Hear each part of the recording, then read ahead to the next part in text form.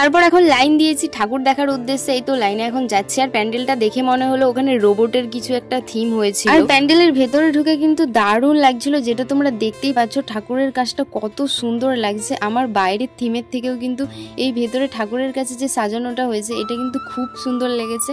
আর মায়ের মুখটাও দেখতে পাচ্ছ কতটা উজ্জ্বল আর কতটা সুন্দর লাগছে। আমি একটু জুম করে তোমাদের দেখিয়ে দিলাম। আর এইদিকে দুর্গাপুজো উপলক্ষে বান্ধবী স্মুথনিং করিয়েছে চুলে, সেই জন্য বান্ধবীর আজকাল একটু বেশি গরম লাগছে। সে যাই হোক, এখন আমরা সোনাখালী ঠাকুর দেখে বেরিয়ে পড়েছি। আর এবার আমরা যাব চাইপাট হাটতলার ঠাকুরটা দেখতে।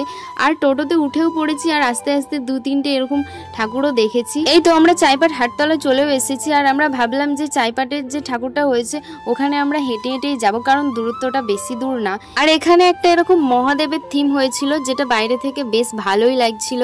আর ভেতরে ঢুকে দেখলাম যে তেমন একটা ভেতরে লাইট ছিল না। এরকম একটা গাছ রয়েছে, যেটা তোমরা এখন দেখতেই পাচ্ছ। গাছের ওপরে এরকম লাইট রয়েছে, ভেতর থেকে ভালোই লাগছিল। আর এই হচ্ছে হাটতলার ঠাকুর।